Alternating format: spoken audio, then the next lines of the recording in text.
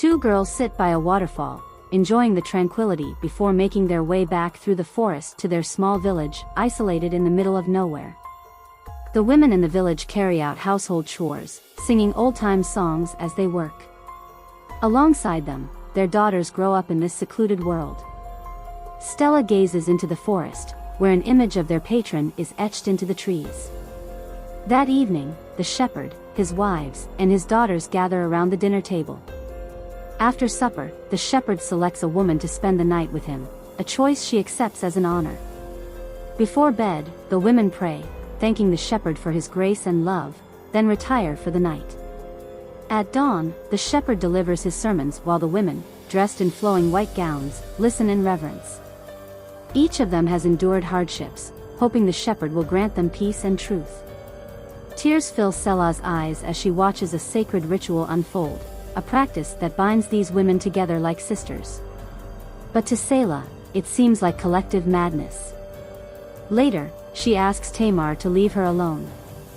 The girl walks with the shepherd through the woods, admiring his words, while the shepherd, in turn, admires Stella's hair, which reminds him of her mother's beauty. Selah asks him to recall the first time he met her mother, but he avoids the question. Meanwhile, Eloise praises the shepherd for bringing meaning back into her life. When he embraces her, she calls it an act of divine grace. Stella, still a daughter and not yet a wife, burns with anger. Eloise, a newcomer, has already earned the honor of becoming the shepherd's wife. One of the older women, known as the mothers, orders Selah to take the leftover food to the hut, and she obeys. As she walks through the shadowy forest, she notices hidden symbols everywhere. Each month, the wives are sent to the hut to wait out their women's days, a practice they call repentance, meant to purify them from Eve's original sin. Sarah tells Selah that once she becomes a woman, the shepherd's attitude toward her will change. She also mocks Selah's unwavering piety, seeing her as a replica of her late mother. Selah recoils when Sarah, considered unclean, touches her. That evening, the daughters plead with the sisters and mothers for a bedtime story, but only the shepherd has the right to tell them. Unable to sleep, Stella peers through her window and sees one of the wives entering the shepherd's hut to spend the night with him. The next day, Selah lies on the ground, lost in thought. Meanwhile, the wives bathe the shepherd, reminding him that soon, their flock will have new lambs. To ensure purity, the women must not defile the newborns. The sacred duty of preparing the flock falls to Selah, though she is still inexperienced. Under the guidance of the older women, she learns. Stella stays with the flock in the mountain pasture, dozing in the grass. When she wakes, she sees a newborn lamb lying lifeless.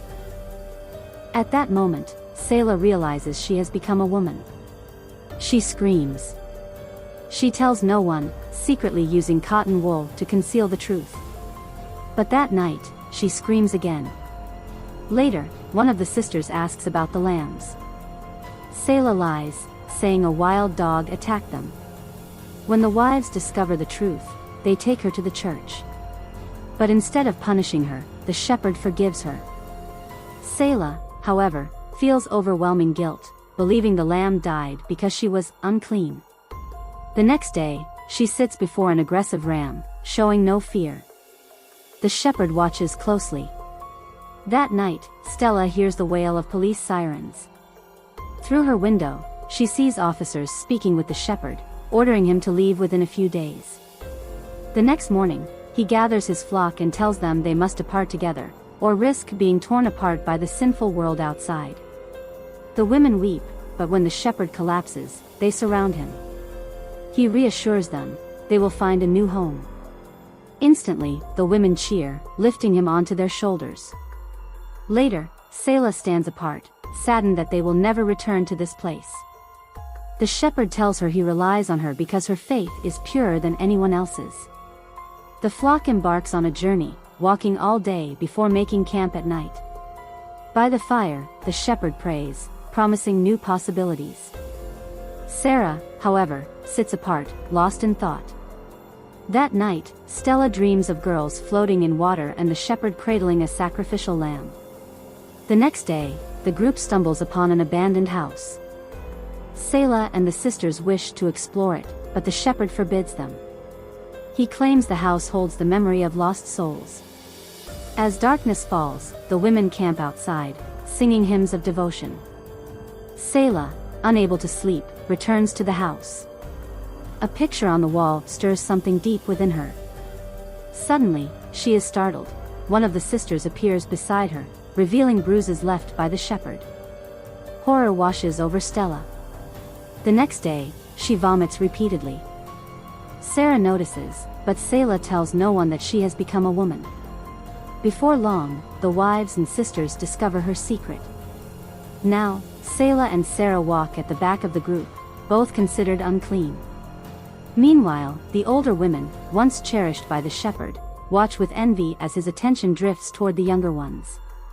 Sarah confides in Selah, revealing that the shepherd believes she is the most worthless of wives. She remembers Selah's mother well. She was beautiful and one of the first to join the flock. But everything changed after she gave birth. When she developed an infection, the shepherd refused to take her to the hospital, claiming it was a test of faith. She died.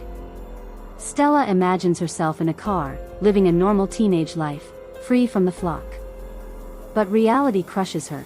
She is one of them. The realization makes her weep. One of the wives, Adrielle, goes into labor. She is terrified of giving birth in such poor conditions. But the women reassure her. As her cries echo through the night, the sisters weep with her. By dawn, a baby boy is born. But Adrielle does not survive. Her daughter clings to her lifeless body, wailing. The shepherd remains unmoved, calling it God's will. Sarah, enraged, finally calls him by his real name, Michael. As the sisters sing a ritual song, bidding farewell to Adrielle, Selah's perspective shifts.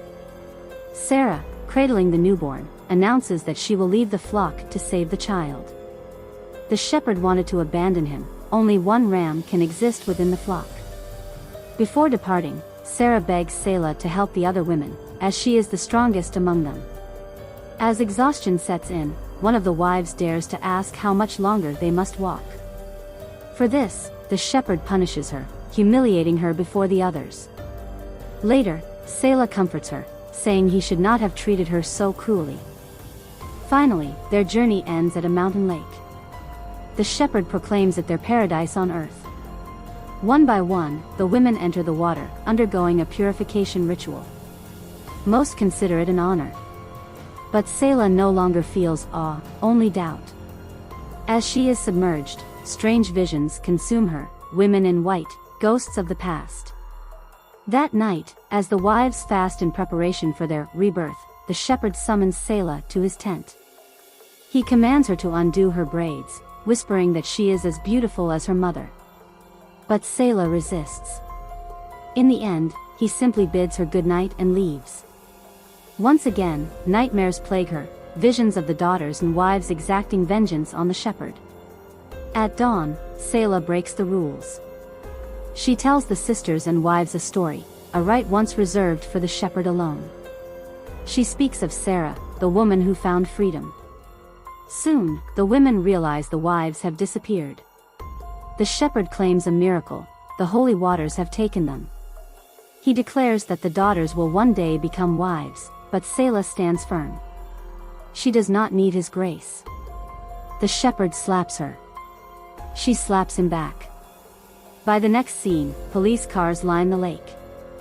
Officers find bodies in the water, and in the woods, the shepherd lies lifeless. His daughters have finally taken their revenge. Now, the girls stand at the waterfall, free at last, embracing their new life. Subscribe to Mr. American Movies for more videos like this. Thanks for watching.